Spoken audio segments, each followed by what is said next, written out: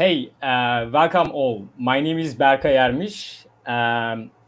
Today, there is our first Android study jam. Is going to be covered some basic Kotlin course by Nelson Glauber. So, welcome Nelson Glauber, Mr. Nelson Glauber, and Vusal Ismailov. No problem. Thank you for inviting me. It's a big pleasure to be here. Yeah, thanks for accepting our invitation. And before starting, I want to mention that I'm going to try to moderate this event with our core team member, Vusal Ismailov. And some of you knows him from our Python workshop. And we are going to try to moderate this. Vusal, would you like to add something before starting? Yeah, great. I'm also joining Berkay, and I would also like to mention that we're also lucky and happy to have you among us today. So I also don't want to waste a lot of time, actually. So I just want to pass the mic to you, Nelson. So, Mr. Nelson Glauber, could you introduce yourself before starting? Sure. Hi, everyone. My name is Nelson. First of all, I would like to say thank you, and I'm glad to be here. It's a big pleasure. So thank you for the organization for inviting me. And of course, thank you all who is watching this presentation now, live, or after that in recording. I'm from Recife. It's a city based located at the northeast of Brazil. I've been working with software development for 20 years now, and specifically with Android since 2009, so almost 11 years working with Android. I'm part of the GDE program, which is recognition by Google to developers who actively support developers, companies, and tech communities around the world. And doing this by speaking at events, publishing content, sharing code, and etc. And that's it. That's me. Yeah, thank you. By the way, we thought that it should be better when we organize this event in this YouTube channel, Google Developer Communities Turkey YouTube channel, because this is going to be the first content in English. I'm talking about the Android Study Jam. And by the way, this is the last day of the Android Study Jam. But we thought that it should be better when we organize here. So if you wouldn't like to add anything, we can start. Let's get started with Nelson Glauber's presentation. So if you want, you can share your screen and we can start. We are passing to the backstage with Vusal. And what would you like to take questions during the session or at the end of the session? You were talking about to separate your presentation for some steps. Yeah, I will cover this presentation using the same order that we are covering in the Android Kotlin Basics course. And I will ping you every time to ask if the audience has any questions. And if you have any question, please stop me at any time and I can clarify your questions. Okay, we are great. By the way, everybody, feel free to ask your questions in the chat. Me with Berkay will be in the background and just checking all the questions. And all the questions, we will try our best to ask Mr. Nelson and also to be answered by him. So do not hesitate to ask your questions if you have any in your mind. Cool. Okay. So I will share my screen, okay? Yeah, sure. Share screen, and I think this one. Okay, can you see my screen? Yes. Great. Yeah, we can do now. What we are going to cover here, basically, we are going to cover the content in this course provided by Google, this Kotlin Basics for Android. And this course has these 4 units. And I will not go through every unit here, but I will cover the content of this course and try to explain the topics covered by these units, okay? So the first thing that we are going to cover is an introduction to Kotlin. But before we start talking about Kotlin, one thing, this course has no prerequisites, okay? So You just have to have some basic knowledge about using a computer and using a browser. And so if I say something that it's not clear for you, feel free to ask any questions. I did a test of this course with my wife, who has no knowledge of programming. And she started to ask me some basic questions like, oh, why do I need to add this space here? This space is mandatory, this kind of stuff. So I will try to explain the things in details, but if I miss something, please leave your questions in the chat. Okay. So the first thing we are going to learn here is what is a program, a computer program. Basically, you can think of a program as a series of instructions for a system to perform some action. This is what a program do. You can use a programming language to communicate between the operating system and your program. So you have to write a program using a programming language. And Android applications are written in Kotlin. Previously, you can you can also write Android applications in Java language, but currently the Kotlin language is the recommended language for developing Android applications. And well, if you have no experience with programming, it will be a little bit challenging because you are learning how to program, how to write a program, and you also learning how to write Android applications. So, but it will be challenging, but I hope everything will be clear after the end of this course. So the first thing that we have to do is becoming comfortable with this basics of programming before you start your first app, okay? So the first thing that we are going to do is write a very simple program in Kotlin, in simple Kotlin, not an Android application. So for this task in this first unit, you do not need any IDE, any special program, none of this.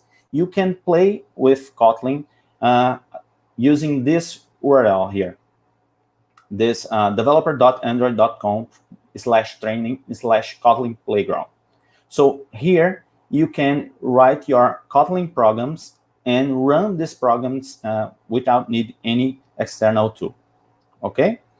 So when you open this URL, you get this page, and here we have our first Kotlin program. If you play this button here, if you press this button, you get this result. Well, let me try to explain every part of this program. Here we are defining a function. So a function in Kotlin is a keyword, a special word that you use to declare a function. This function executes a task. And every Kotlin program must have this main function. So I'm using fun space main, and here I'm declaring the main function. And this function can receive parameters or not. In this case, this function are not receiving any parameters. In this case, I just open and close the parentheses. Later in this course, I will explain how to add parameters to a function. But for now, just understand that this is a function called main and has no parameters. Okay.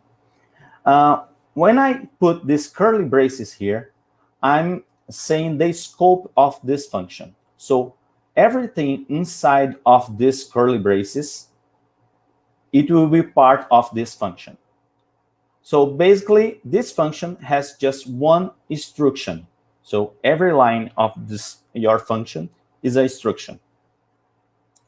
And this instruction is just printing a message on the screen. In this case, I'm using this print line, which is also a function, but it's an internal function, internal Kotlin function. So this print line function receives a parameter of type string. String, every time when I mention string, is a text, any text, okay? So the text should be declared used double quotes, okay? So inside of these double quotes, I'm declaring a text, hello world, okay? So a very simple function, but there's a lot of concepts here, okay? A function, the name of the function, the parameters, the scope of the function, and here I'm printing a message on the screen. Well, let me change this message here. For example, instead of hello world, I will print happy birthday. Okay. If I change this message and play and hit the run button again, I will get a different message. Okay. Very simple. Okay.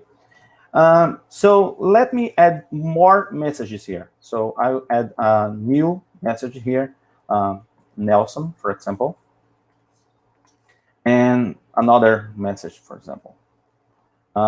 You are 36. Okay, it's not my birthday, but I am 36. So if I run the program again, I will get these three messages here. Okay, very simple.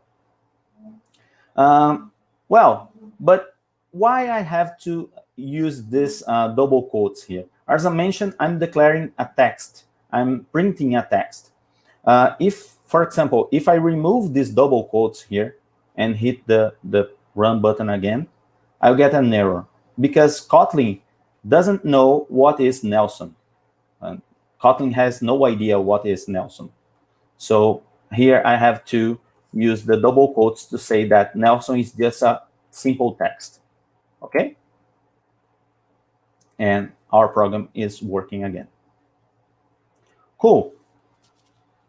Well, I will change this message a little bit. So I will have this happy birthday, Nelson. And here I will keep this message here. You're already 36. And I will change this to 36 is the very best age to celebrate. Okay. So if I hit the run button again, I'll get this message. Okay. Notice that I'm putting each instruction in a different line. Okay. This is a good practice. And another good practice is add this space here. Every time when I open a curly bracelet, I should add these spaces here, which we call indentation. So I'm indenting my code here. I'm adding some spaces to organize my code and make it more easy to read. Okay? Well, if you want to help the other developers to understand your code, you can add some comments in your code. To add a comment in your code, you can use // So I can put here, printing a birthday message. So everything after this / is a comment. So if I run my application again, this content here is ignored by the compiler. The compiler is responsible to convert your code to an executable code. Okay? So you can use this to add some documentation in your code. You can also add a comment at the end of the line. Here, for example, I can put / printing the age, for example. Okay? Well, our program is working fine, right? It's working, displaying this birthday message. But what happens if I need to change the age, for example? In this case, I have to change the age here twice because I'm using this value twice. In programming, we have a concept called variables and constants. Both these concepts are used to define a space in the memory of the computer where you can access to store and retrieve data. So in Kotlin, to declare a constant, you use the keyword vol. After this vol keyword, you declare the name of the constant. In this case, I can put, for example, age. And I give a space, put an equal sign, and assign the value to this constant. In this case, I'll use 36. Okay? The val keyword is saying that this age will not change. So I can't do this, for example, 37. If I try to run this program, it will fail because val cannot be reassigned, right? If I declare here as a var, as a variable, it will work, no error, okay? So if you are declaring a constant, you cannot change the value. If you declare a variable, you can change the value, okay? Okay, so how can I use this constant? Well, in Kotlin, we can use a constant inside of a text, inside of a string, using a concept called string interpolation, which is basically saying that, Kotlin, please evaluate this expression here before you print the actual string, okay? So here, instead of use the 36 value directly, I will use $age. And the same thing I will do here, $age. So if I run the application again, I get the same result. But the benefit here is that if I change just here to 37, for example, I'll get 37 in both strings. Okay? Well, any questions so far? I'm swiping between the windows, so I'm not seeing the questions. Any questions? You're good?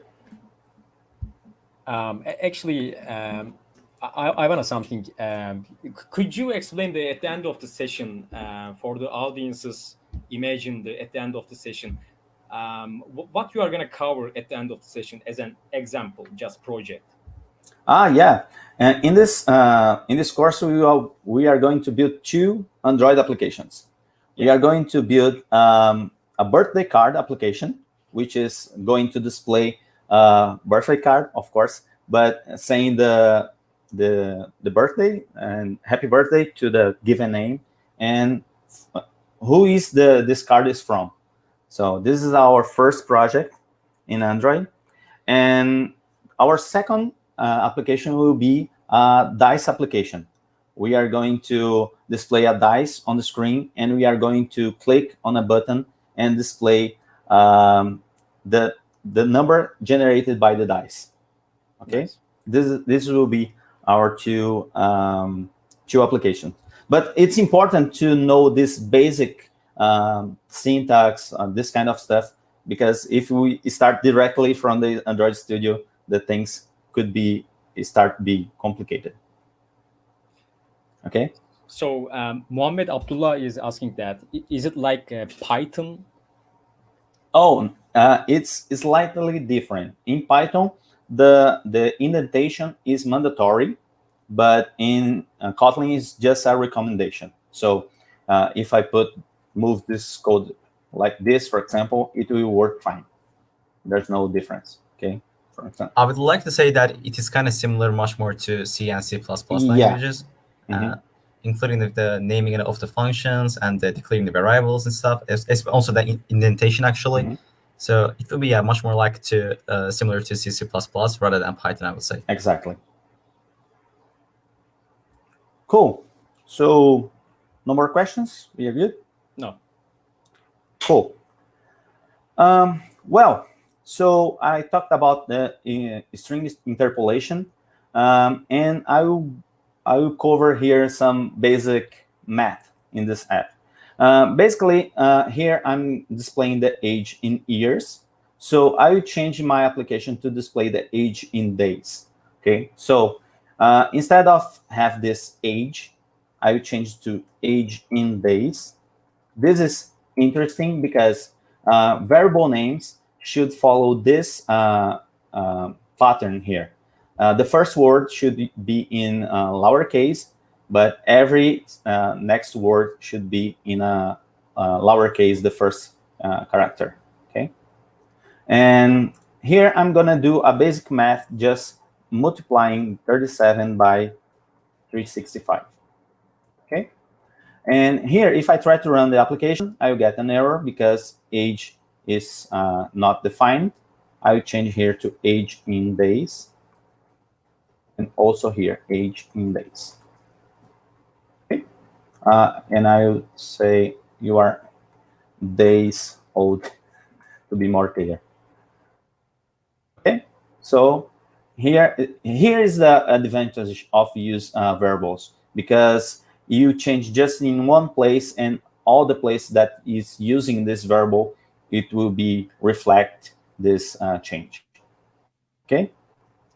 Well, I will define here another constant for the username. Okay. So here to define a constant, again, vol space name. This space here is not mandatory. It's just a good practice.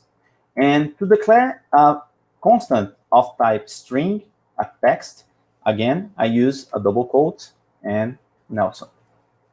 And here I will do the same to replace the Nelson by the constant. Okay. Okay, the same result. Okay, so we are playing with this simple program. I'll add some complexity here.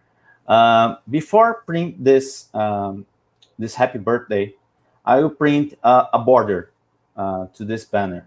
Okay, so here I will print print line, and I will add some border.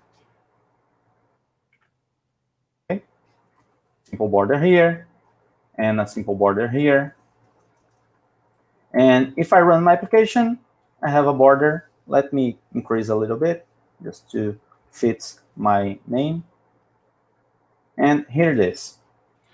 Well, but again, it's a good practice. Always avoid to have duplicated code. So there's a rule in computer science called don't repeat yourself. Okay, this is a principle. So every time when you see something that repeats, you should avoid this repetition, okay, at most. And to do this, I will create a function to print this border, okay? So below this curly braces, this main function curly braces, I will declare a new function called print border. Okay? And this print border receives no parameters for now, so I just open and close the parentheses, and I will open the curly braces, and the editor already put the end curly brace, and inside of this function, I will add this logic here. So here, instead of I call print line, I will call print border. Okay, and here again, print border. You can say, oh, Nelson, but you are repeating the logic that's the same way that before.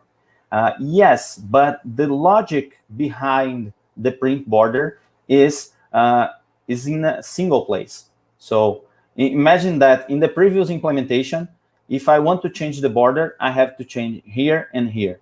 Now, I would like to change the border logic. I would just change this content here. Okay, so if I run my application again, I'll get this. Okay, happy birthday, Nelson, and my border. Okay. Well, but I was saying that every time that you have a code that repeats, we have to avoid this code. And we are repeating this logic here. I'm repeating this equal sign several times here.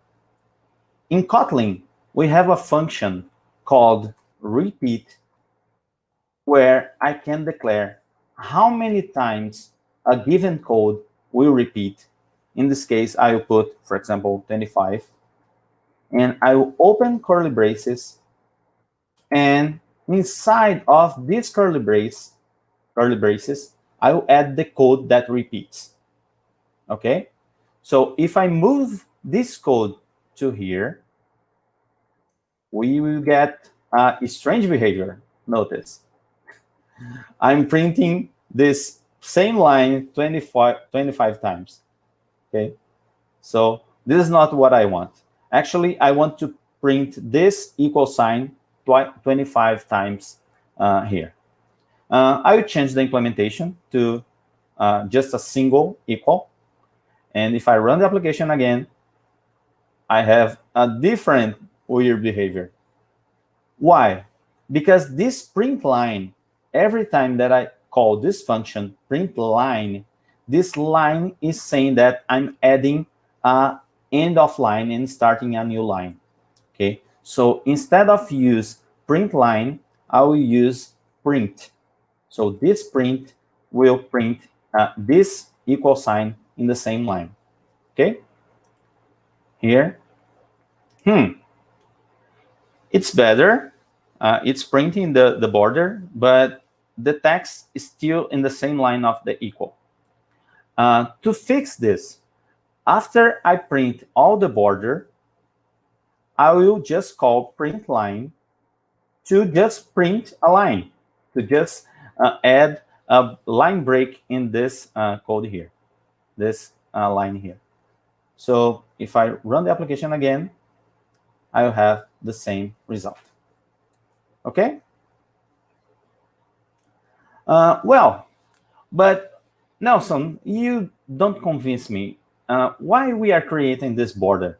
I can do the simple way, just printing the border here and here. But imagine that you want to customize your border. I want, instead of use this hard-coded border here, I want to pass a different border. Well, in this case, we are going to add a parameter to this function. Okay, a parameter to this function, and when I call this function, I will say what character I want to print as a border. Okay, so to add a parameter to this function, I will use the name of parameter, in this case border,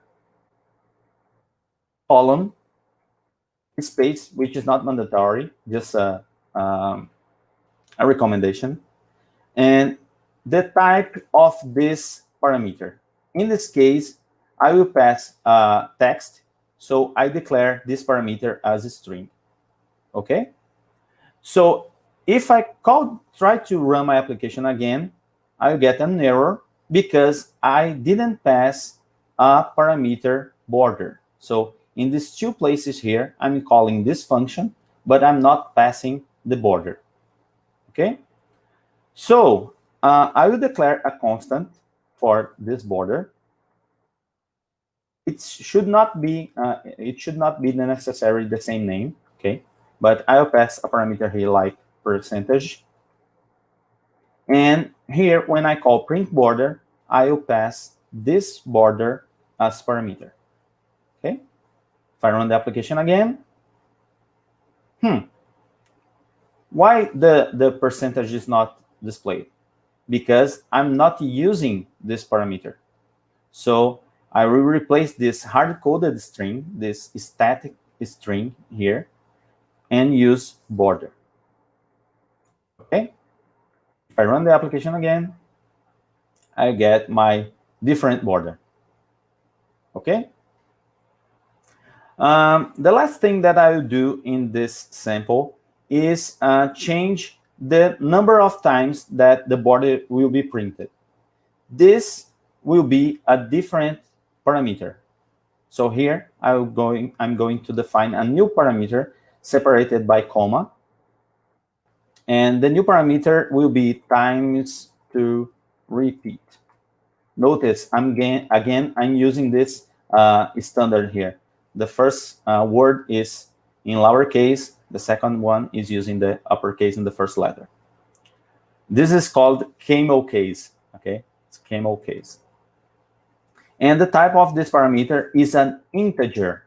It's a number of this integer number. So here in Kotlin, we define as an int. And again, if I run the application, it will fail because I didn't pass this parameter. I will define a constant called times. Notice that I'm declaring a different, the constant here is different of the parameter name. So here I will declare like 25. And here I will pass times. And also here times. And finally, I'll use time to repeat here. Okay. So if I run the application, I get this result. Okay. Just to finish this unit, I will change the border as the same as declared in the course. So in the course, is use this border here, this fun border, like this one. So notice that it's not necessary just one parameter. I'm using just one character. I can use a string here, and I can set, for example, 5. If I run the application, I get this fun banner here. I think it's better 4. Oh, so this is the content covered in this first unit here. So we complete the first unit. Any questions regarding this first part? Yeah, there are 3 questions. One of them is related to Flutter, Flutter's future, but I'm going to ask it at the end. So the first question from Abdullah, how can we convert from Java into Kotlin? Oh, this is a good question. Actually, in Android Studio, if you copy a code in Java and paste in a Kotlin file, the Android Studio asks, do you want to convert this Java code to Kotlin? Automatically. You receive this for free. And if you already has a class in Android Studio, a Java file, you can go to code convert to Kotlin. It's simple like that. Is it really hard to implement all of these Kotlin things to do Java? Is there any mistake? Isn't there any mistake happen? Sorry, could you repeat the question? So I'm just asking that, is it really is it really that easy to convert a Java code to Kotlin without having any mistakes done? Yeah, the code will be converted okay, but sometimes you can write this code in a more Kotlin way. It will convert to Kotlin, but sometimes there's a better way to do that code in Kotlin. You know, so but the conversion is very good. The second question is, what do you think is the importance of a degree in software? That's a good question. Actually, my degree is not in computer science or software development. This is an interesting fact about me. My degree is in how can I say that? Computer network. Sorry, a blank. And yeah, so I have to study much more because I don't have some basis about computing, and I enter in several projects that needs this basics of computer science that I don't have. For example, my first mobile project was a game where I have to. It's a very old game, which a chicken has a bazooka, and this chicken use a gun, and the bullet, I have to calculate the angle of the bullet, and I have no physics in during my student classes, my college classes, and so I have to learn this to implement this logic. So yeah, I think it's very important because you can find this challenging projects that you have to do this calculation, this kind of stuff that is important. You have to understand how a computer works, how the memory works to do this. And this is just teaching in computer science courses. So last question is about the Flutter's future. Well, I just know the basics of Flutter. I think you can have projects that Flutter is a better fit, but usually the native code will fit every project. For example, in my company, even small projects, we don't build in Flutter. We build in native. For example, I'm working in a project now, which is just a simple eSync. How can I say that? To provide a SIM card to a client, and we can do in Flutter and just implement a small module, a small native module, and make this Flutter access this module. But no, we are doing an iOS app and Android app because the client preferred a native app. Okay, great. There's no. Lastly, I actually have a question about the repeat function here. Like within a function, we use the as a repeat. Can we all say that it's kind of the for loops for the other programming languages? Yeah, it's just a simple way to do that because you can in Kotlin you can use for in 0 to 10, for example, but it's shorter to use just repeat instead of this code here. Yeah, great that they have actually included such like the short and brief function, which is very useful. Yeah, for sure. And of course, this is interesting. The Kotlin is I think the first language that I learned that is not following the same approach of Java for loop, C#, C++, and so on. It's different. We don't have this, for example, equal to 0, e less than 10, and e++. This is not working in Kotlin. This is not available. If you want to do this, you should use this in 0 to 10, for example. The shorter version, yeah. Great. But yeah, the repeat functions, it's simpler. Okay. More questions? No. Nope. You're good. So the next topic of the course is to create your first Android app.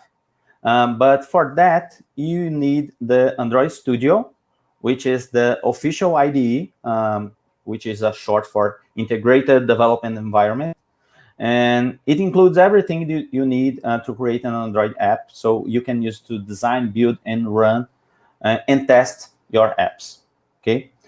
You should check the system requirements because this is a constant problem in Android development because it requires a powerful machine, let's say, because you have to have at least 8 gigabytes of RAM.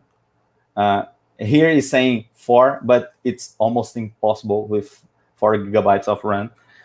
With 8, you will suffer a little bit, but I recommend 16 gigabytes, and it will work okay. The Android Studio is very, very heavy, but it's a very powerful tool, but it's heavy.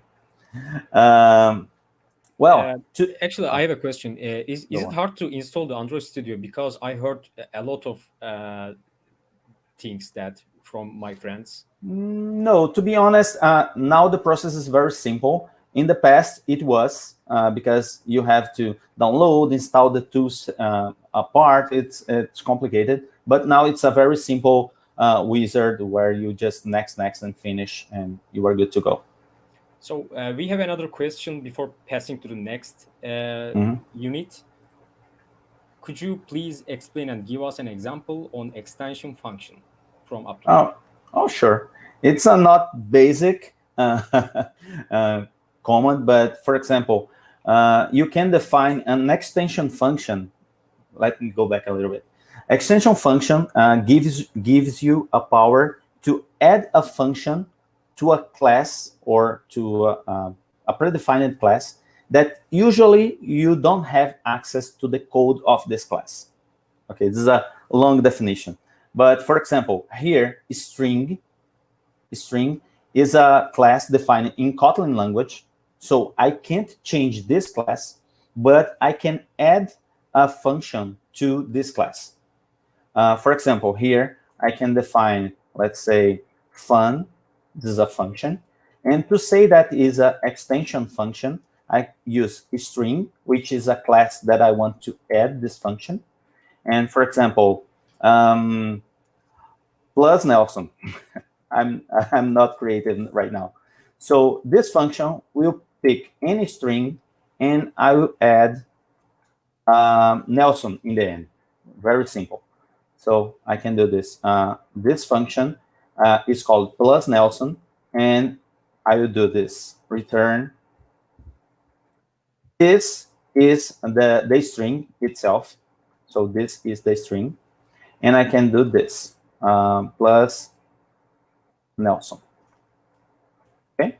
So here I'm creating an extension function for the string class called plus Nelson. It returns a string. And here I'm just concatenating the string itself plus Nelson. So here I can use, for example, print line, who is the teacher, for example, and call plus Nelson. Okay, so here I have a string, and I'm calling a function using this string. Okay, so if I run this application, I'll get this. Who is the teacher? Nelson, because this extension function is joining these two strings. Okay, this is a very simple. Okay, but this is very powerful resource. It helps to replace that utils class that we add in every project. Usually, you can add some extension functions to do this job. Okay, but this is not basic. So if you are not familiar with programming, don't get lost with this. More questions? You're good? Yeah. Yeah, I think we're done with the questions right now. Okay, good. So to install the Android Studio, you can just go to d.android.com/studio, I guess. That's it. And usually the web page recognizes your system, and you can just click and download Android Studio and just follow the steps. Now it's very simple to install the Android Studio. You just click here and accept the license, download, and after download finishes, you can install the Android Studio. Okay, the Android Studio is compatible with Windows, Linux, Mac OS, and also Chrome OS. I never test in Chrome OS, but looks like it's working. Okay, so I'll open my Android Studio here. Let me see. It's here. So when you install your Android Studio, here I have a lot of my my projects, and you can choose this option here, create new project. You can also open an existing project, get a project from a version control like GitHub, for example, and so on. But here I will create a new project. When you create a new project, you have this template list, which is basically used to create predefined screens. So here we can create a Google Map screen. You can create a screen with this left menu, this navigation drawer menu. And well, there's some options here. But for now, we are going to use this empty activity. Okay. For now, you can think in an activity as a screen. So every screen of your application is an activity, okay? And after you click next, you have these options here.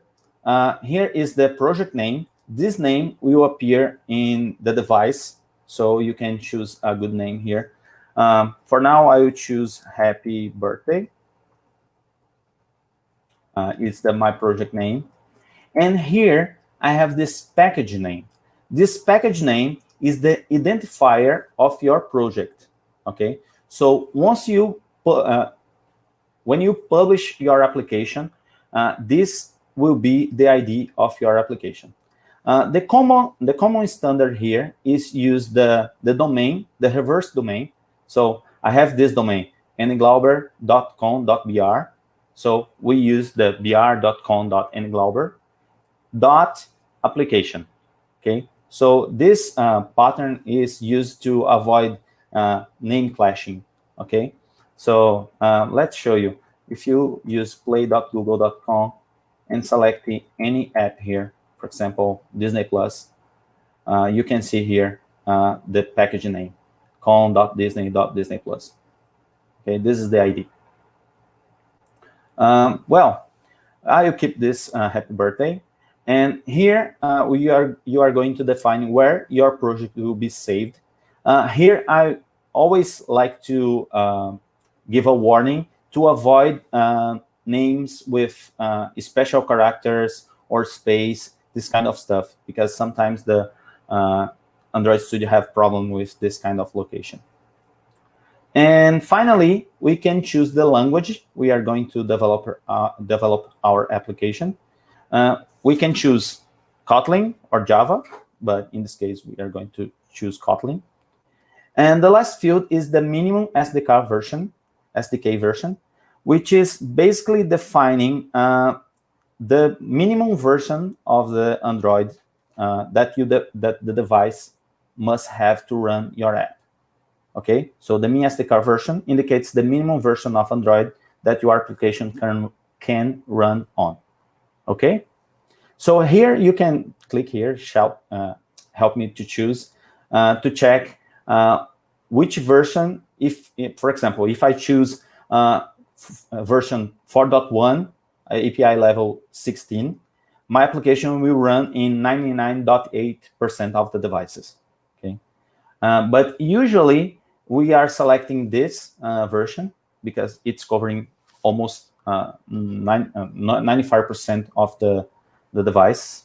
So yeah, this is if you think something older than 5.0 is a device with more than 5 years. So it's not very common nowadays. So I will choose here the API 21 and I'll click and finish. Mr. Nelson, I have a question about like if you choose the previous versions, like if you choose, let's say, the API level 1, for example, does anything change in the code style or in anything in the syntax, or what is the deal that you're choosing, for example, 5, not the first, so you're making compatible with all the devices? Yeah, the only thing that we have to care about is regarding the APIs, because for example, if you are using a device 4.1, for example, some APIs could not be available on this version, but it's possible to add some code to check, oh, if I'm running this version, this API will not be available, so I will not show this option to the user, for example. But Google works in some APIs which brings this compatibility with older versions. So most of the things working in all versions, but you have to be aware of that some APIs doesn't work in older versions. All right, thanks so much. There are 2 questions. Okay. One of them is like, will you create some advanced examples from Hassan? I know that it's a new to programming for beginners, but will you create some advanced examples? Not today. We can set up a different call and build some advanced examples. It will be a pleasure. And the other question from Eda. For example, today I downloaded Android Studio and I got an error on my terminal, like Flutter plugin is not installed even when I download it.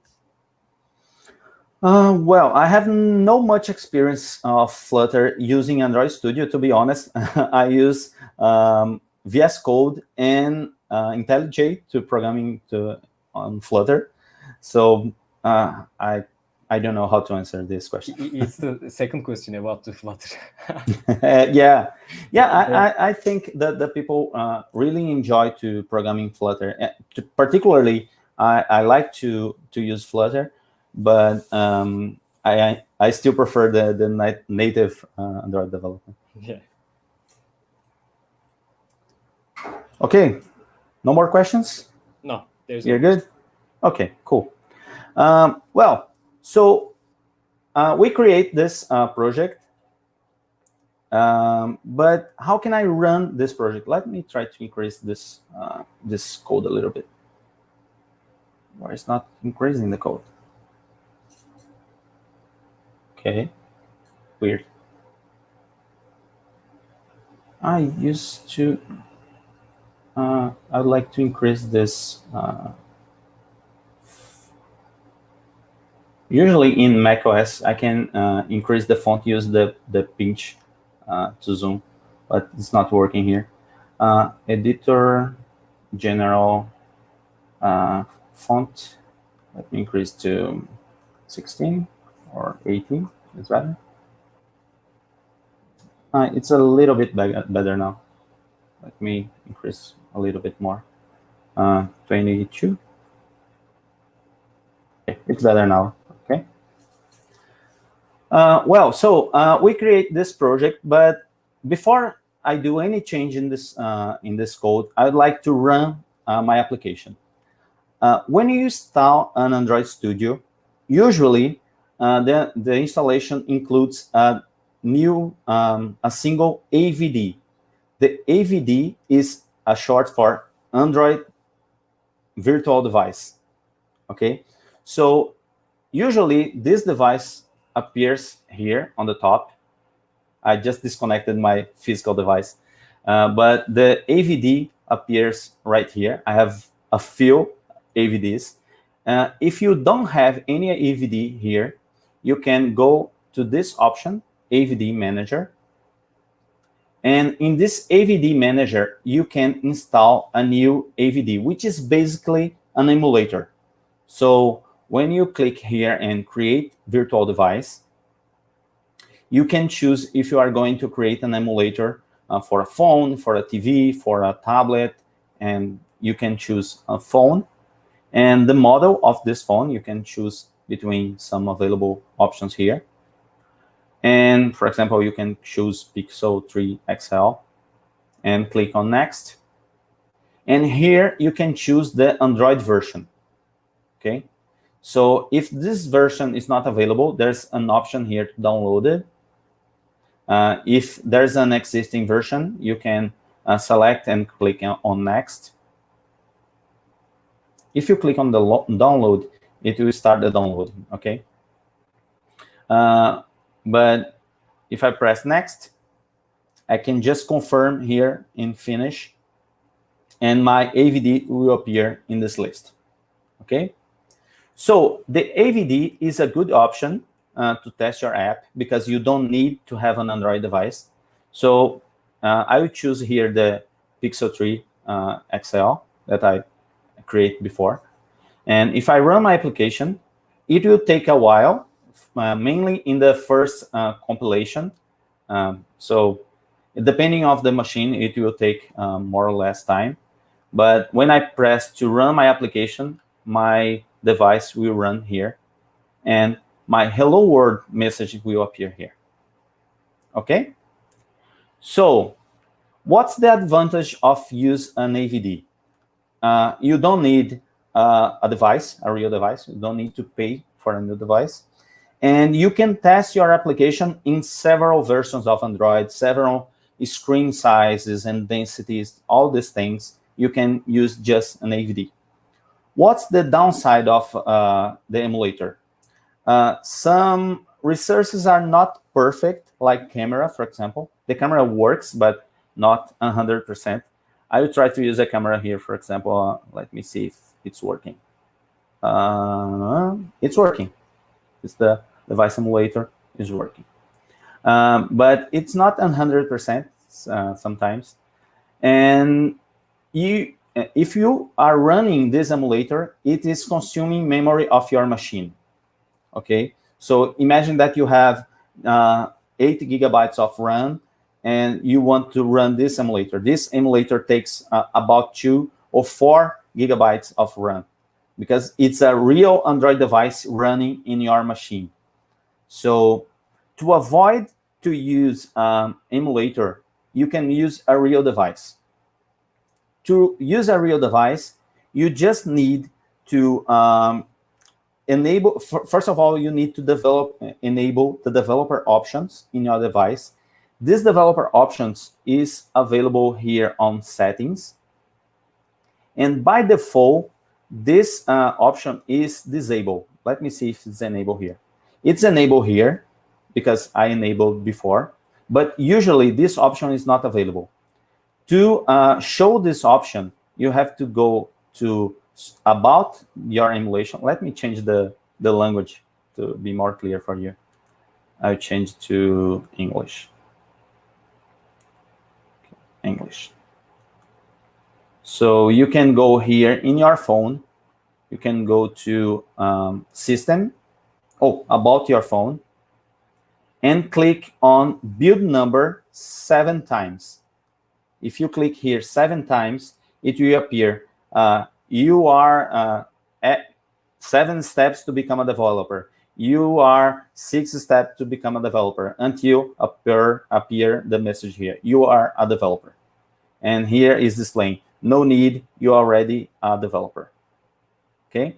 So once you enable this option, the developer option, in your real device, you have to enable this option here, USB debugging. Okay? And once you enable this option, you can connect your real device in your machine using a USB cable and run your application in your device. Okay? So I will connect a real device here. You will not see, this is the device actually. This is the device I'm going to connect. It's here. And here's my device. And I'll connect the USB cable. Oh, it's here. And I can notice that my device will appear here. Okay? It's a Lenovo. It's an old device, but it's working. So if I run my application here, it will appear on my device that you are not going to see, but I'll show you here. Let me wait a little bit because it's installing, but I hope it will appear here. Oh. Here's my hello world message here. Okay. Well, I'm showing to the webcam, but there's a program called Screen Copy that you can show your real device. Let me see, it's Jenny Mobile Screen Copy. I think it's it. This program here is Screen Copy. And you can just run. Oh, okay, I'm sharing because the window is close to the bottom. Okay. So here I can run Screen Copy, and you can see my device here. Let me drop the window. Here's my device, and the happy birthday hello message. Okay. So I'm able to run my application on the device. If you have some troubles installing, running your application on a real device, you can check if this option is installed. You can go here to Tools, and let me see, where is it? This SDK Manager. And in SDK Tools, you should check if has this It's not available for me, I guess. Yeah, it's not available for me because it's in Mac OS. But if you are running in Windows, you probably has an option here called Google USB driver. Okay, this is only for Windows. It's not appearing for me, but under Preferences, Android SDK, SDK Tools, it will display an option here, USB driver. You should install here. Okay. So we are able to run this application on a device in an emulator, in an AVD. So any questions? Any questions? Any more questions? No? We are good? Okay, so we are covering these two topics here. The introduction to Kotlin and how to create your first Android app is just a hello world. And now we are going to start to build a basic layout, a just simple application with display custom layout to the user. Okay? So let's get started. When you create a project, when we create this project, it opened this code here. But as you can see, there's another file here. This file is my layout file. Okay? So here I can see the visual editor of the Android Studio. Okay? I also call layout editor, where you can lay out your screens. You can create the layout of your screens. Okay? So here we have the component palette. Here you can drag and drop components from the palette to the visual editor. We also have this component tree where I can see the component hierarchy. And when I select a component here, I can see the properties of this component here on the left. I can also set the zoom to increase the size and decrease the zoom. Okay, so we have this editor here to work. Okay. Well, let me change the message that I'm displaying here. So instead of displaying a hello world, I will display a happy birthday message. So here, after select this component, I can go here to this property called text. I know it is small. Let me see if the zoom works for you. Oh no, didn't work. Okay, but there's a property here called text. And here I can change to happy birthday. Okay, and now I'm displaying this happy birthday message. Okay, I will change the font. I'll change the font to, for example, 36. Have a big message here. And if I run the application, oh, I'm not running my device. I want to run in the emulator, so it's easier to see the result. So if I run my application, I should see the new version. Happy birthday. Okay? Nice. So, well, I just make one simple change here in my layout, but I will start from the scratch. I will delete this component, just selecting this component and pressing delete. And here I will add a new text in the screen. To display a static text in the screen, I will add a text view. I just drag and drop here. And I will do the following. I will just drop the text here. Okay, just drop the text. If I run the application again,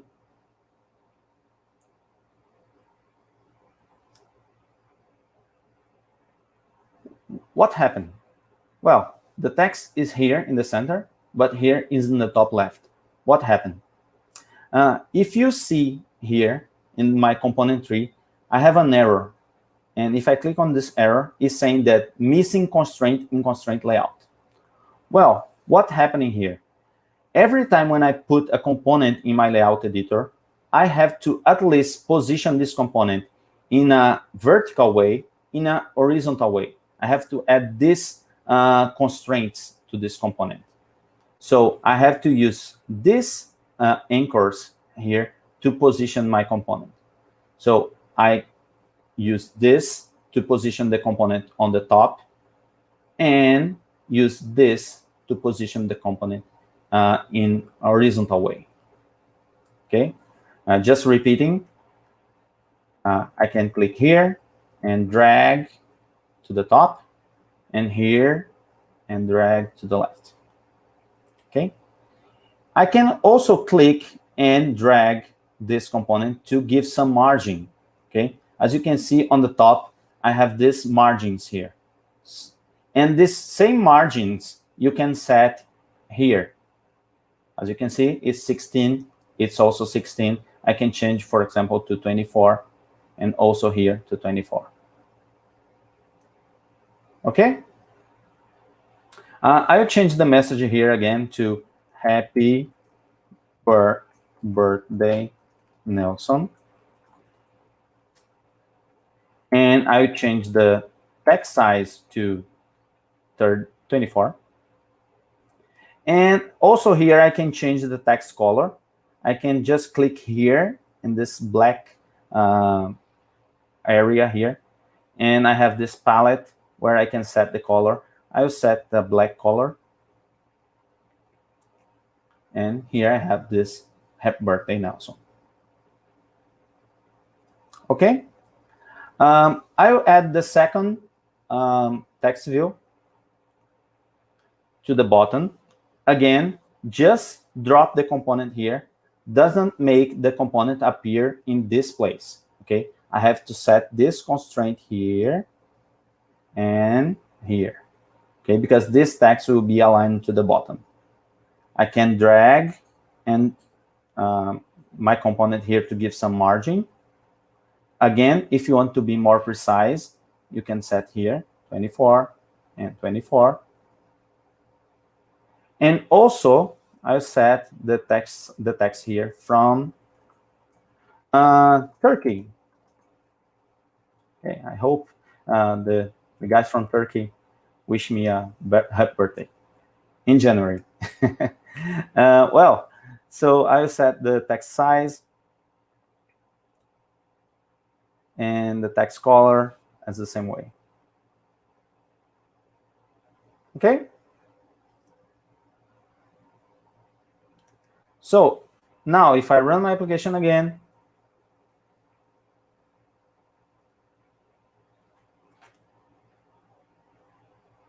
that's it. I have a happy birthday message. Okay. Notice that no code was needed to create this layout. Okay. I just used the layout editor. Okay.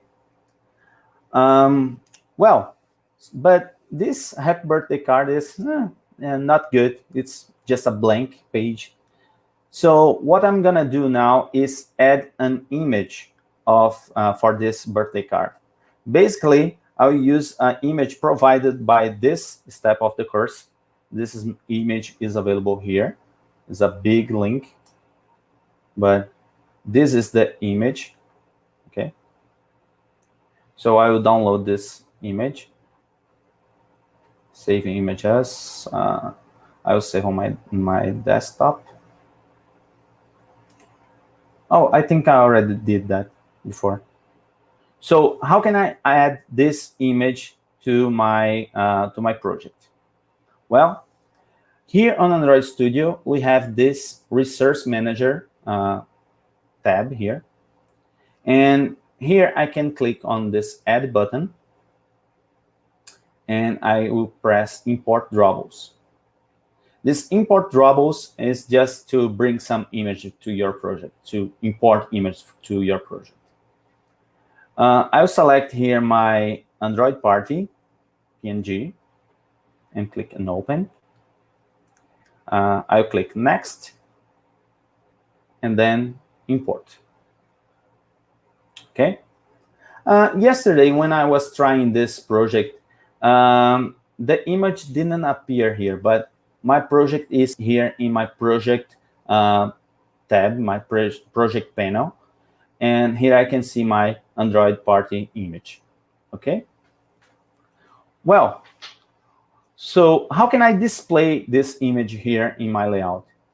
The same way that I use a text view, I can use an image view to display an image on the screen. Okay. So I will drag and drop the image here. You can choose the image here. In this case, we have this Android party, which is the image that we just imported. You can click on OK. And the image is not well placed. I will drag this here to the top, this to the left. Here, notice that when I fixed the border, the ball here, this anchor here is blue. Here is white. So I will drag and drop just quickly to fix this image in the 4 borders. I'll do the same here on the bottom. So the image is here. Nice. If I run the application, I will get my image here in the card. Okay. But we can do better. I want to display this image in the whole screen. How can I do that? Well, I can select my image here, my image view. And there's an option in this image view called scale type.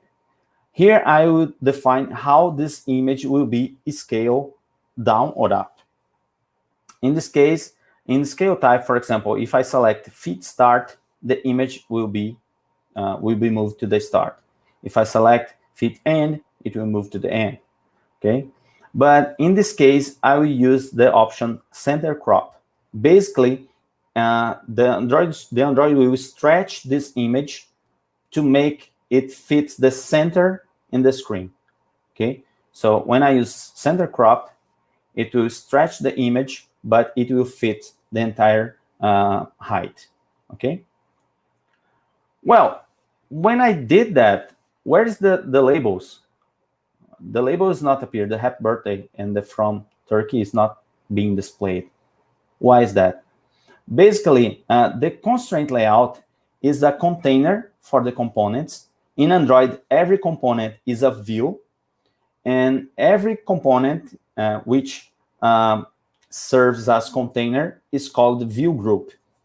So the constraint layout use the Z order to display the components. So the first component is behind, the second component is in front of the other text. So the image view is in front of all the texts. If I want to move the image to back, to be in the back of the 2 text views, I can drag here and move to behind, to the top of the text view. Okay, so now we have this happy birthday card. If I run the application again, I will have my birthday card. Okay. Well, so our application is working. So our application is finished, but we have some small improvements that we can make. The first one is, as you can see here, that there is 2 warnings here. The first warning is saying here, hard-coded string. It's not recommended that we declare texts directly here. Instead, we should use this file here, this strings.xml file. But the layout editor helps us to do this task. Basically, you can click here and press fix, and it will create a resource name called happy birthday with this value. So basically, if I press OK, this string will appear here in this string.xml file. So happy birthday, Nelson, appears here. Okay. And if you look at the editor, now I'm using @string/ happy birthday, Nelson, which is the strings defined here. Okay. And I will do the same for the second string. I'll press fix, and I'll press OK. And again, the 2 strings are here. Okay. This is not in the course, but I will explain why we have to put all these strings here in the strings.xml. If you open the editor here, you see all the strings available in the application. I will do the following thing. I will add a new locale here. So I will make my application run in Portuguese and English. Okay, so I'll click here, and I will add Portuguese. Let me find Portuguese here. It's alphabetically sorted. Okay, Portuguese Brazil. So you notice that there's a new column here. So happy birthday in Portuguese is, let me edit here, okay? Feliz aniversário. Here is Feliz aniversário, Nelson. And from in Portuguese is da. And your country is called here Turkey. Just a little bit of Portuguese in this class. So, well, if you notice here, now I have values, and I have 2 strings.xml. The first one is in English, and the second one is in Portuguese. And if I run the application, notice I didn't implement anything, no code. Okay. Happy birthday, Nelson. And if I go here in settings and change the language to Portuguese and go back to our app, automatically the Android select the correct string to display here. Okay, this is not in the course, but I really would like to show this for you guys. This is an important thing to mention. And the last warning here in my layout is this one, saying that we are not setting a content description. This content description is used by people who has disabilities. So, for example, you can enable the talkback. Is a function in Android device that reads the content of the screen for people who has low vision. Okay, so if a person needs to know the meaning of this image, you can set a content description. In this case, I will not set the content description because there's no meaning in this photo. So you can set this option here.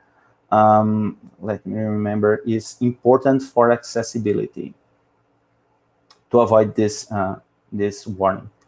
Important for accessibility, it's here.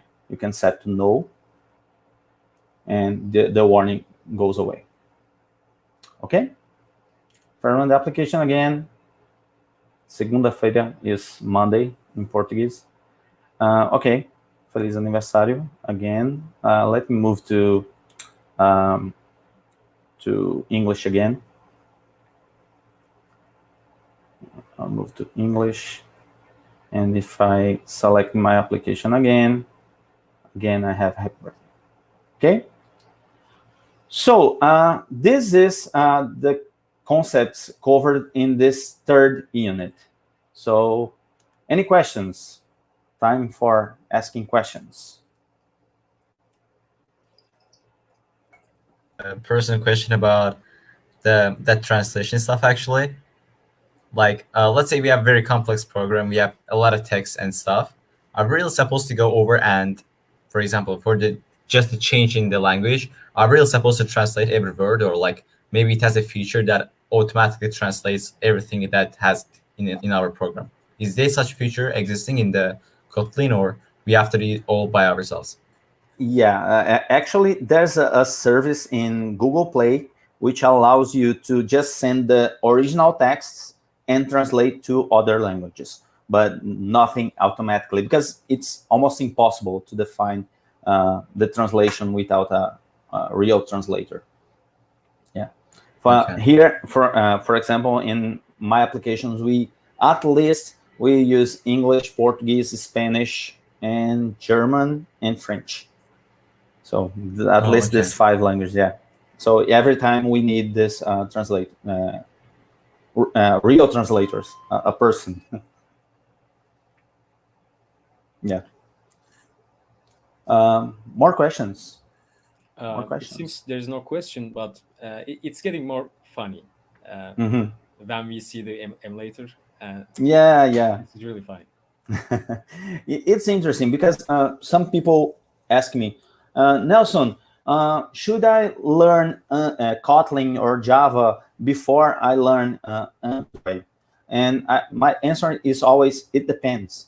I used to be a teacher in a university here, and some students just learn Android very quickly.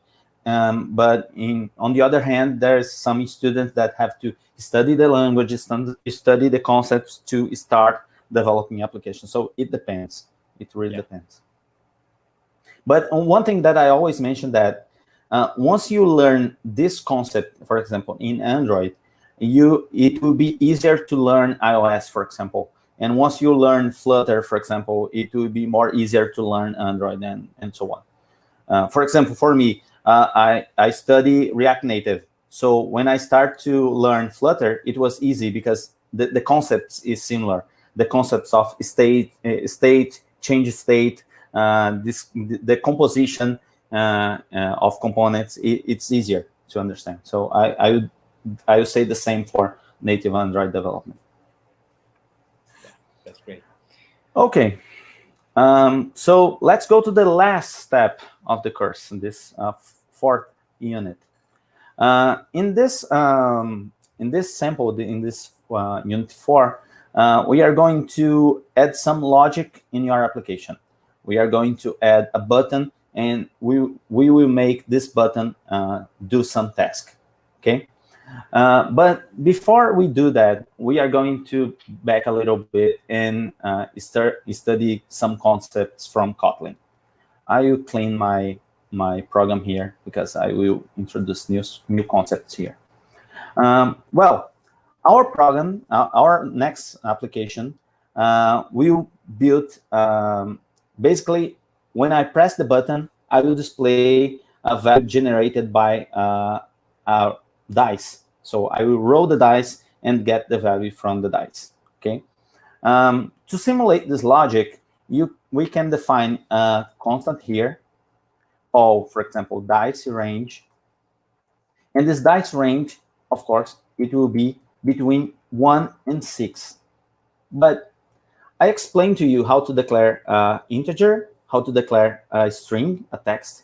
But how can I define a range? In Kotlin, we have this concept. We can declare a range just declaring the initial value dot the last value. Simple like that. Okay. And here I can generate a number from this range using this logic here, dice range dot random. And this random will generate a number for me. So I will assign this dice range dot random to a constant. I will call random number. Okay. And I will print this number. Random number, and I'll use this random number. Okay. So if I run my application, I'll get 3. If I run again, 1. If I run again, 1. 5.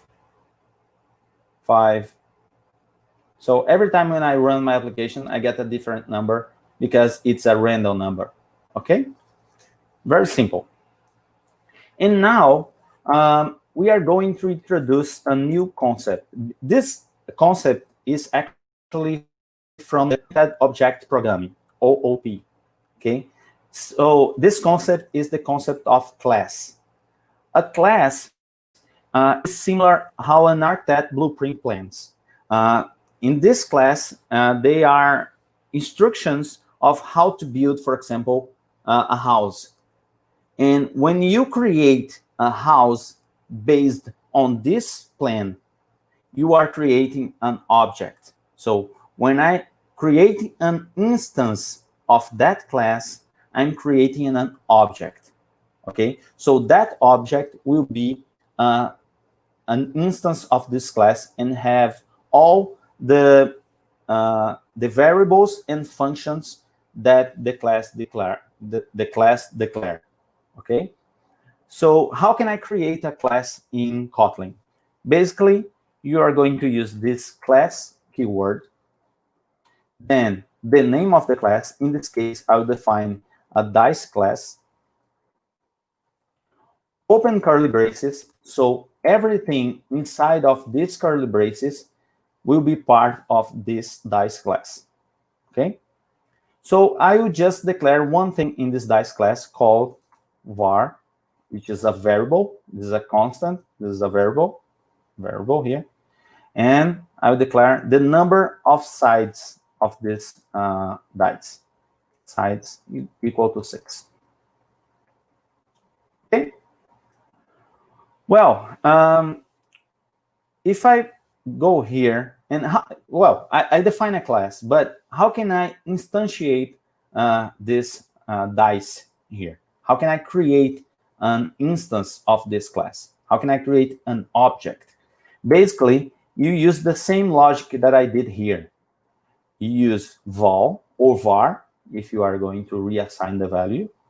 Vol, my first dice, equal to dice open and close parameters. Because like a function, an object, a class, can receive parameters. In this case, I'm not setting any parameter, so I just open and close the parentheses. Okay, and here I can print, for example, print line. Print line. My first dice dot size. So to access this variable in the dice class, I can just call dot size. Okay, so if I run my application, I get the number of sides. By coincidence, it was the generated number.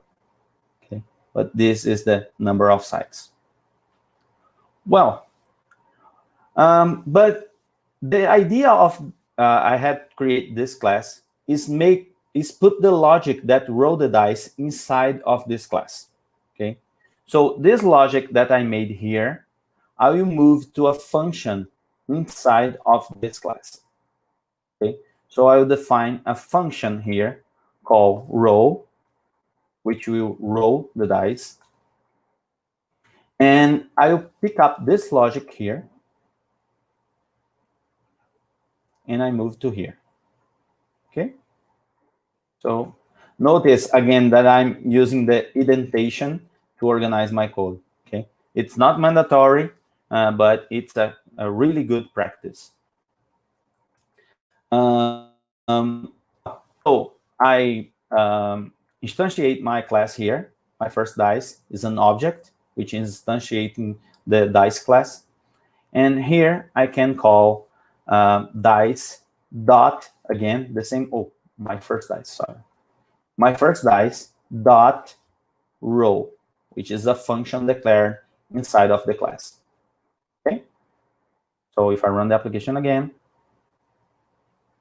okay, random 6. Okay, so now I have this dice class, and the row logic is here. What I'm gonna do now is here, this function is just printing the number. But one good thing that we can do here is return the number generated. In other words, this random number. Okay, so this function now will return an integer, which is the generated number. So I will delete this logic here, this print line, and I return a random number. Okay. And if I run the application, nothing will happen because I'm just printing this sides here, but I'm not printing the value returned by the row. Okay. So what I'm gonna do here, I will call print line, open quotes, double quotes, I use this code here, my first dice.sides.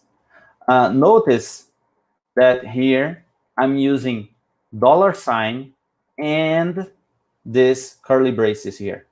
Because when I have just a simple variable, a simple constant, I can just use dollar and the constant. But here I have a more complex instruction, so I'm using this curly braces here, okay, to evaluate this expression between this curly braces. So your sided dice rolled, and here I will use this generated number here, my first dice dot roll quotes parentheses, and I have to close here. So again, I'm using two expressions here. So $sign, open curly braces, and the expression. Okay. Cool. So, oops, almost return to the previous page. So here's my code. Let me run the application again. And so your six-sided dice rolled 3. And if I run again, 3 again, 5, 4, and so on. Okay. Well, so our code is better. What we are going to do now, I will change the number of sides of the dice. Okay. So I will do the following.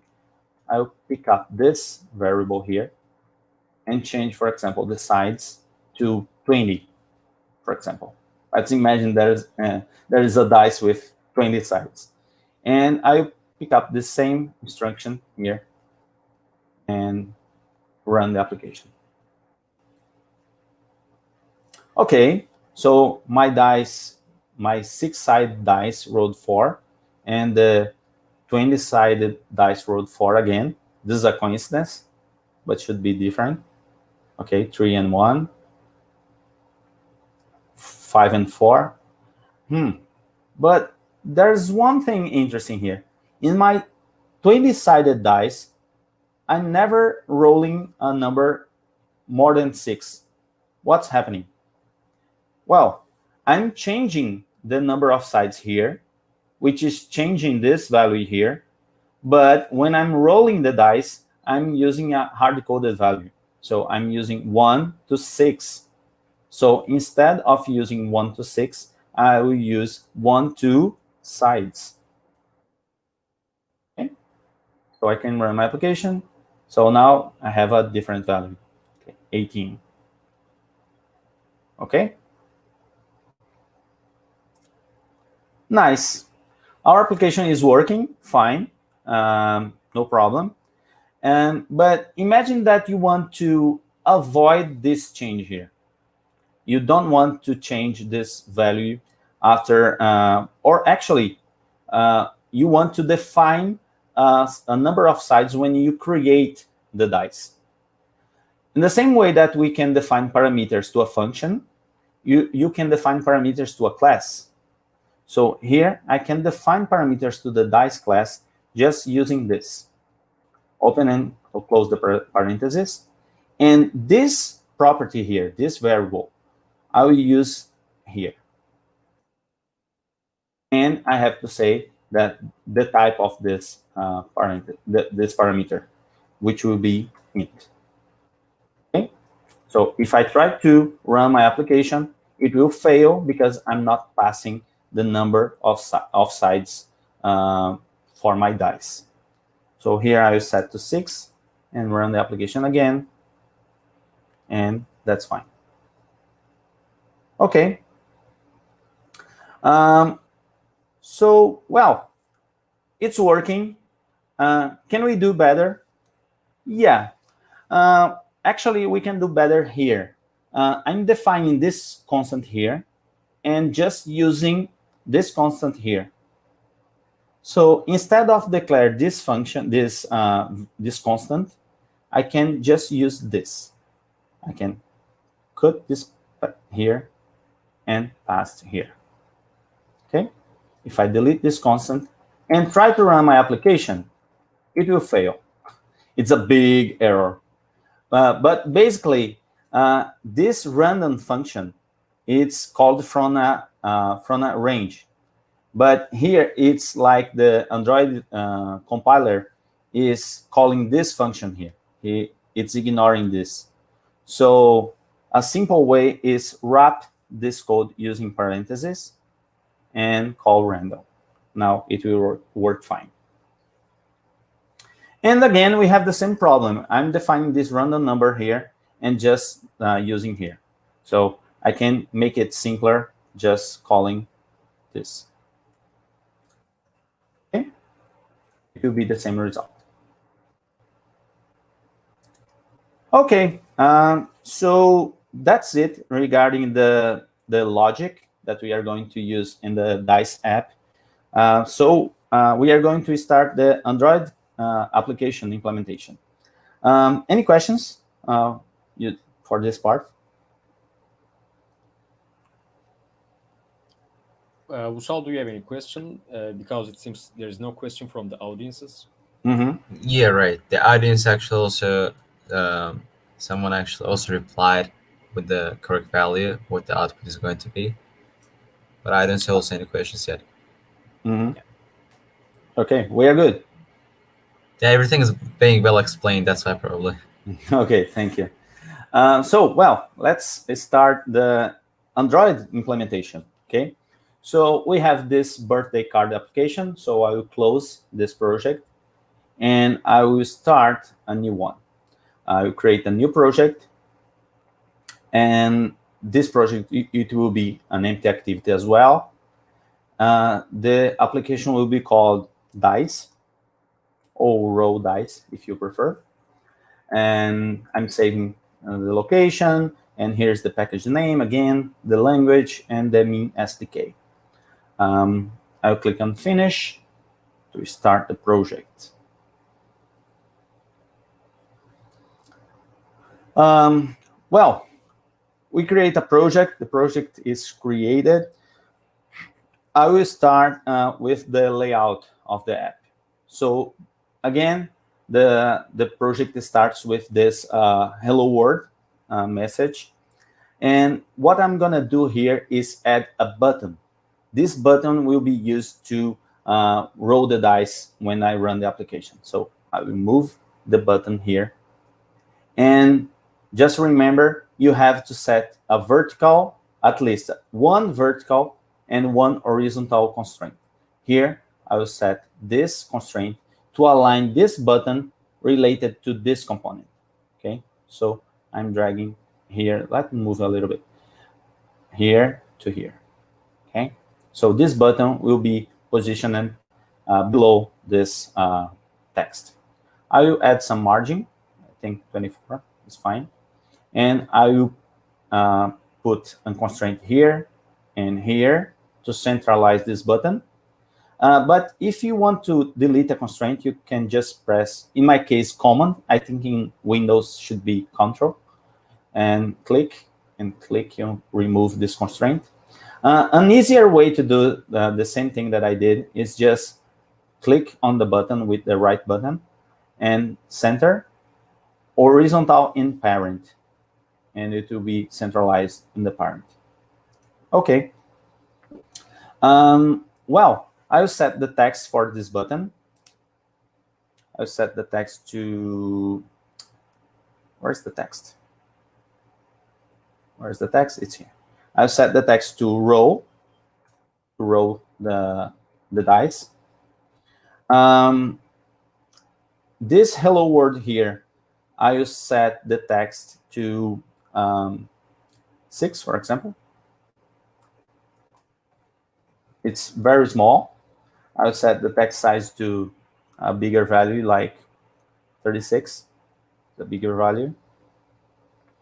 And that's it. Let me run the application.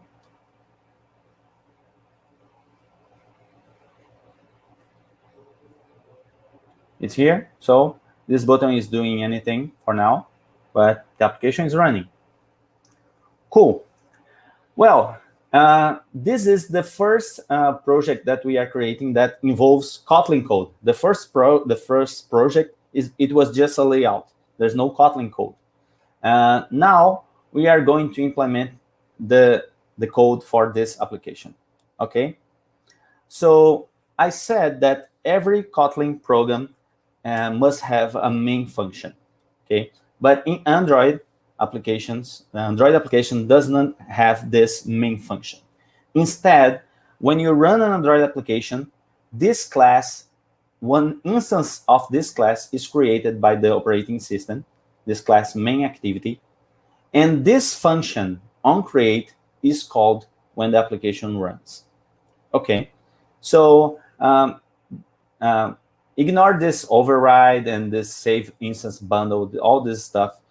You just have to understand that when I run the application, this class is invoked and this method is called, this function is called. Okay, so the only thing that this method is doing for now is set content view. This set content view is saying display this layout here, r.layout.activity_main. This activity main is this file here, activity main, which is located in layout folder. This is why we have R is from resources, layout is the folder or the kind of resource, and here we have the file name. Okay, this is important. So you cannot create files here in layout or drawable folder which has a space or capital letters. You cannot. You just have to use lowercase and underscore. Okay. So in this part, we are running our application. Okay. The first thing that you need to do to add some action to this button is get the instance of this button. How can I access this button declared here? Well, when I add this button to this layout, this button has an ID. This ID is declared here. Okay, this is the ID of my button. Okay, so to get the instance, the reference to that button, I should declare a constant. In this case, I'm declaring a constant called row button. It will be the name of my constant. This constant will be a button. So I will say that the type of this constant is a button. And I will assign a value to this constant. Notice that when I put button here, the Android is saying Android widget button. If I press Alt Enter in Android Studio, in macOS, in Windows, I think it's Alt Enter. I'm not sure, but it will display the key combination here.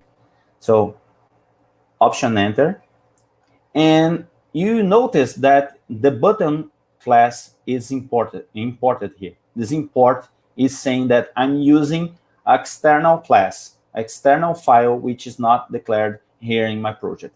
Okay, so button is from the Android framework. It's not available in my project. It's in the Android framework.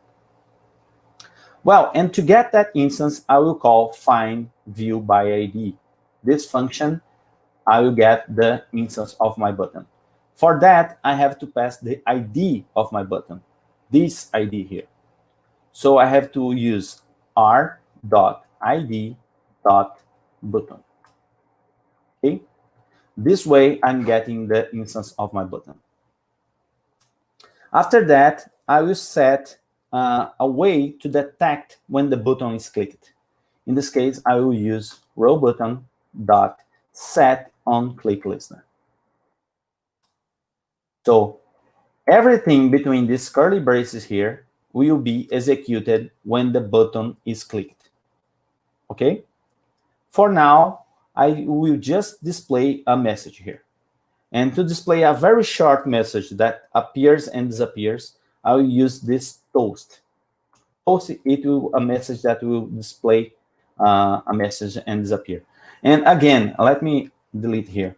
When I use toast, I press Ctrl space, and it appears a suggestion, and you hit enter, and it will import the toast class as well. Okay, so toast dot make text. Its make text will be display a text. I will pass this. Don't worry what is this parameter right now, but I will show a message called dice rolled. And the last parameter is saying the duration, how many times, the duration of this this message. It could be toast dot length short or length long. It's up to you. Length short, I think it's 1.5 seconds, and long is 2.5 seconds, I guess. And after that, I will call show to display this message. Okay. Well, if I run the application, let me see if it's working. I think the application is running. Here it is, dice rolled. So it's detecting when I click on this button. Okay. Well, so now we are going to introduce the dice logic here. So the idea is when I click on this button, I will roll the dice and get the result of this dice. Okay. Well, I will copy this dice class that I define here. Ctrl C. And below my activity, I will paste my code here. So now I have this dice with the number of sides, and I have this row function. Okay. So what I will do here, first I will delete this message. I will not use this message right now. I will create an instance of my dice the same way I did in the editor previously.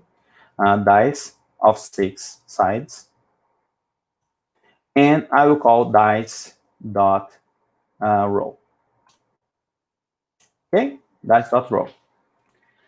And what I want to do now is just display the generated number here.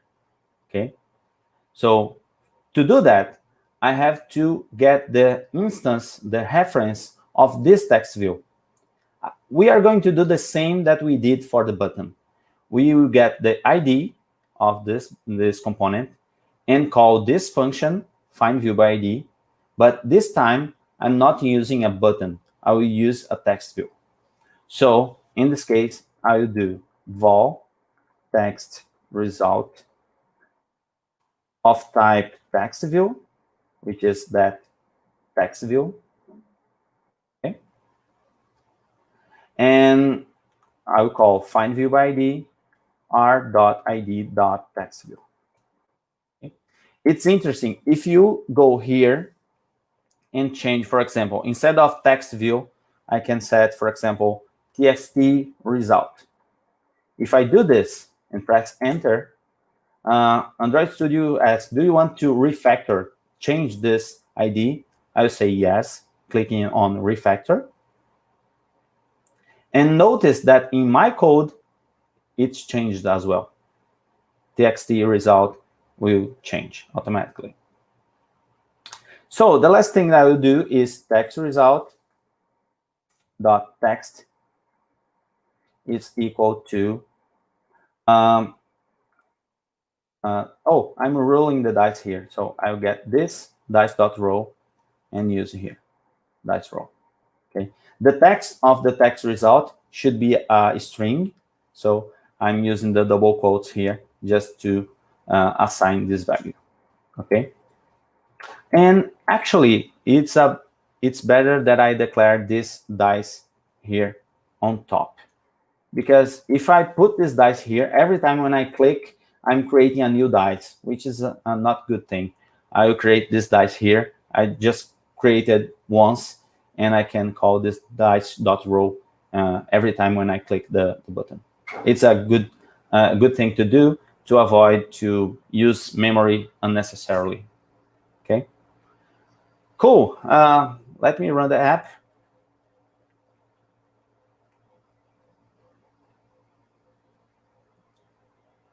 So row, yeah. So I clicked 3 times, and 3 times it rolled 4. So 6, 3, 3 again, 6, 2, 1, 5, and so on.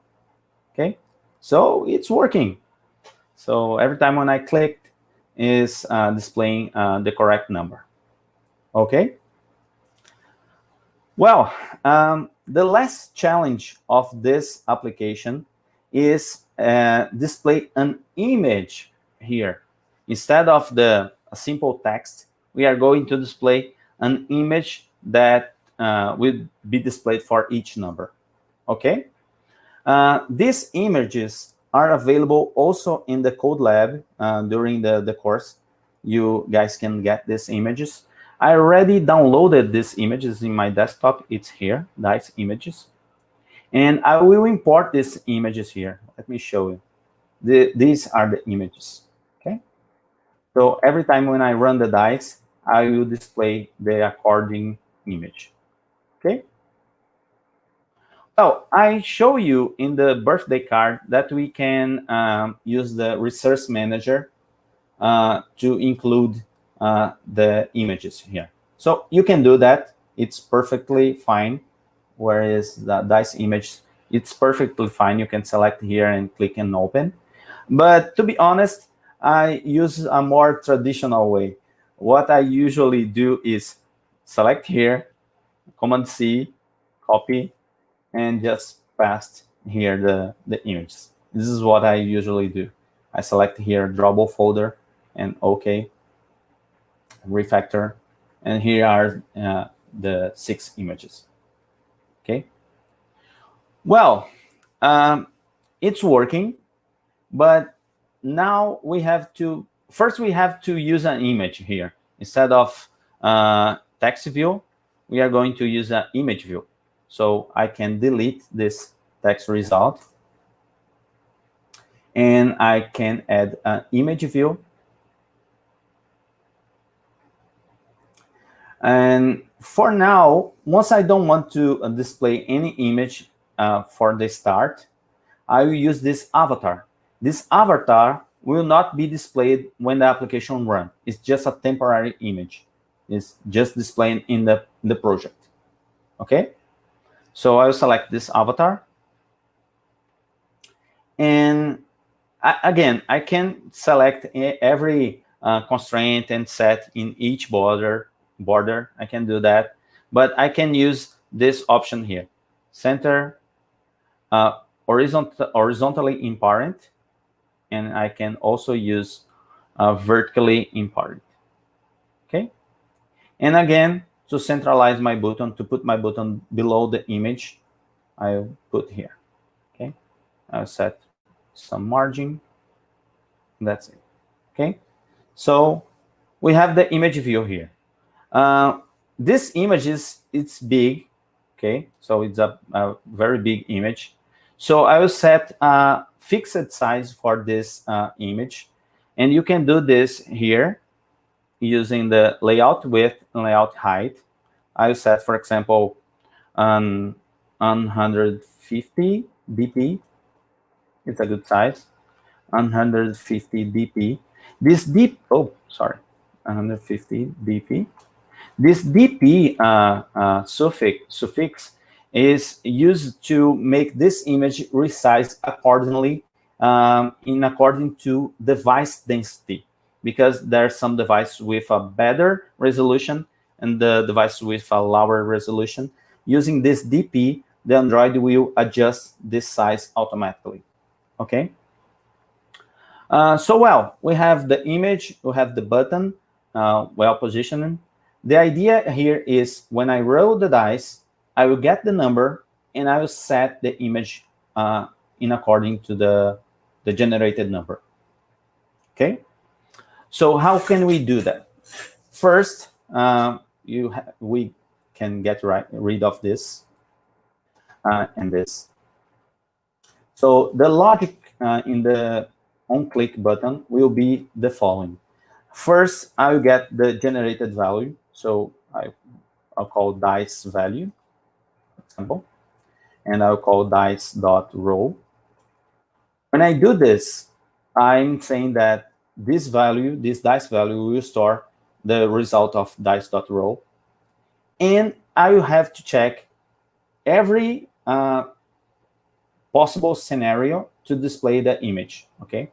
So I'm going to use here one concept called conditional instructions, sorry. And this conditional instruction will use to put some deviations in your code. Basically here, when I click the button, it will run this line. And here I will add a condition. I will say, if dice value is equal, notice that equal, because I'm doing a comparison here. And if the dice value is 1, I'll do the following. I have to set the image to that image view here. So I have to set the dice1 image. How can I do that? First, I have to get the instance of the image the same way as I do in the button and the text view. I will do for the image. Dice image receives, dice image view receives find view by ID, RID image view. And here I'll set dice image dot set image resource r dot drawable because it's in drawable folder dot dice1. Okay. So if I run my application now, if the value of the dice is 1, it will display an image. Okay. Roll, nothing, nothing, nothing. I'm pressing until I see the number 1. It's hard to see the 1. Okay. Oh my God, I pressed several times and it's not displaying. Oh, finally. So here is the result. Okay. So we have to do the same for the other images. So I will not simply add another if here. We have to first check if this condition is not true, this code will not be executed. So in this case, I will use the else condition. The else condition will be checked if the first condition is not true, it's not executed. And I will run else if dice value is equal to 2, I set the dice image to 2. That's image 2. And I will do this for all the other combinations. Okay. And 3 is the image 3, is the image 4, and 5 is image 5. And in the last case, I don't need to check else if, because I know that if it's not 1, 2, 3, 4, or 5, I'm sure that is 6. So I can just use else. Okay. In this case, else is dice 6. Okay. Cool. I will run the application again and roll. Okay. 3, 3, 4, 1, 4, 6, 6, 6, 3, 4, and so on. Okay. So we can play a lot with this dice application. Okay. But notice that there's a small detail here in this if. if you notice, there's a underline here in this if, because you can replace this if statement by a when condition. The Android Studio helps us to do this. Replace if with when. This is another Kotlin instruction. So when I press here, it's changing. So dice value is 1, I'm using this image, 2, this image, and so on. Okay. Also notice that, again, another underline here is saying inline variables, because I'm just using this value here just to the when. So if I go here, inline variables, it will call the dice.row directly. So when the result of the dice row is 1, I'm doing this, and so on.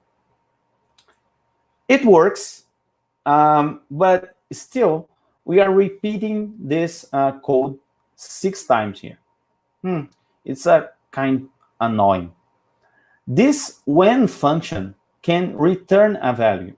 So you can make this when instruction return just the image. So I can do this. I can remove this and just call set image, and just after this parenthesis, I can set this when, and I can delete all this code here. This is very interesting because the when block I can return a value. So I'm returning just the image based on the value returned by the dice. So finally, I close the parenthesis. So this parenthesis is open here and closed here. So I check the when dice.row. If it's 1, it's this image. If it's 2, this image, and so on. Okay. So the last thing that I will do in this project is I would like to run this code when the application open, because if I run the application, when the application open, there's no dice there. I would like to run the dice, roll the dice when the application launches. What I will do? What I will do here? You can do this before the onCreate or after. It's up to you. But here in onCreate, I will define a function called roll dice. Has no parameters, just a function. And I will select all this code here, all this onClick listener code, all this code here. I will cut and paste here. Okay, I don't have the dice defined here in this function, so I have an error here. So I will pick up this dice here and move to here. Okay. Finally, here when I click on the button, I will call this function roll dice. Call roll dice. And when I just open the application, I will also call this roll dice function. So now when I run the application, I will call this roll dice.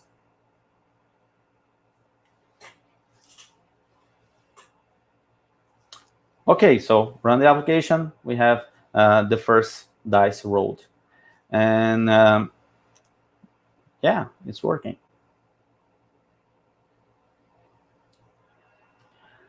Yeah, so that's it.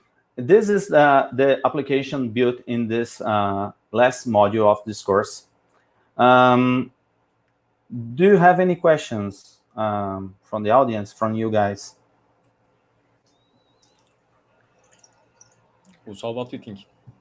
I mean, it was really like very well explained, and I also enjoyed the whole project. Yeah, I mean, personally, I don't have any questions, as I think the chat doesn't either. So that's good. I hope everyone is watching this video, this presentation. Go through this course, and after finish this, this first unit has a more advanced course, and follow this pathway to get this knowledge about Android and Kotlin. It's very fun. It's very simple, actually, to run to develop Android applications using Kotlin. It's much more simply. For example, we don't have this in Java.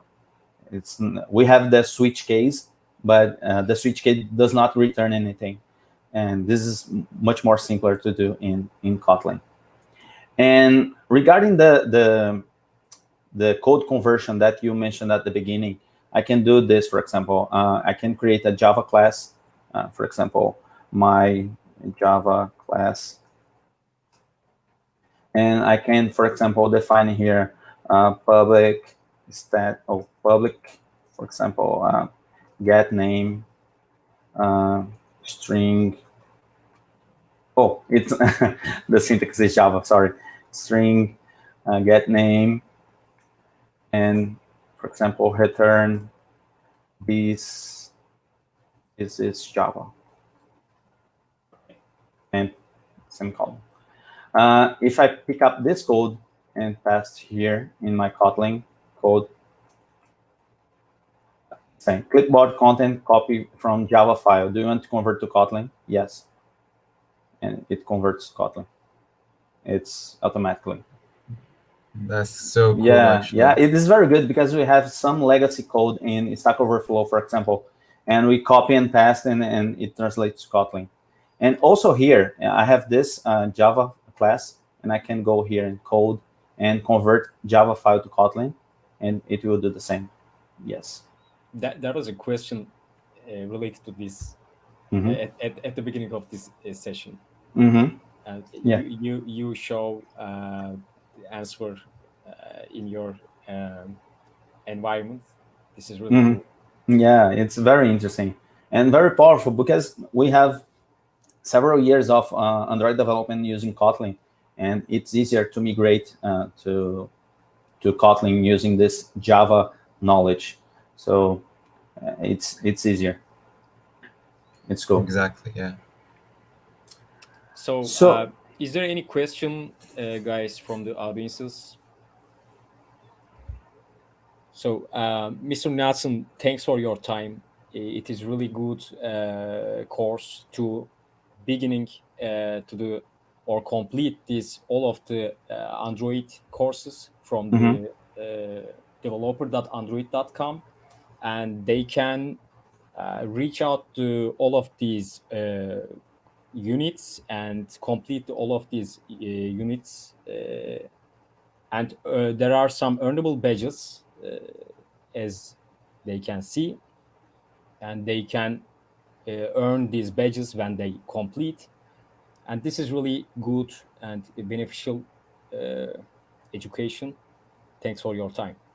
Thank you. I post my email and my Twitter on, I think it's in private chat, but if you want to publish or put in the comments, feel free to reach me if you have any questions regarding Android on Twitter, on my email. I'm glad to help. And I hope you're enjoying the course. And that's it for my side. Thank you again for inviting me. Mr. Nelson, one more last question.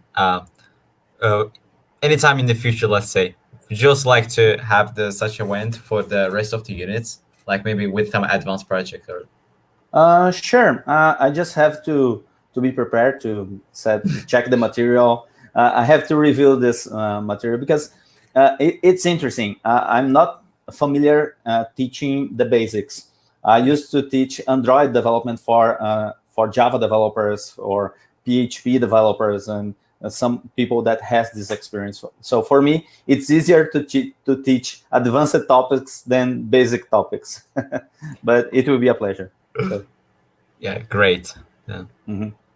Thank you for taking your time with us. So before finishing, Usal, could you explain our December schedule? And as all of you know, we are in the Google Developer Community Turkey, but we have another YouTube channel which is DSC Medipol University, and we are going to perform our next upcoming events in there. So would you explain a little bit our December schedule? Yeah, right. So we're gonna have actually a lot more like events coming up very soon. And that's why, again, as Berkay mentioned, if you would like to also get connected with the official Medipol's official the DSC Medipol YouTube channel, that would be great. And so you get you get updated with the notifications on the main channel. We're gonna have such events such as coding together, like as we have mentioned in our Python workshop, that we are planning to create a kind of like the event where we just gather together and also code some challenges together also. And including that one, we're also gonna have the front end introduction to front end development and stuff. So I think we're gonna have a lot more coming. I don't really want to give a lot of spoilers for now, but yeah, just get connected to our main the Medipol DSC YouTube channel, and the rest is going to be probably better for all of us together. So thanks for your presentation again, Mr. Nelson. Exactly. Yeah, that was so great. If there's no any question, that's all for us from us. Thank you. Thank you again. Bye bye. See Have you a good later. night. Okay. Bye. You too.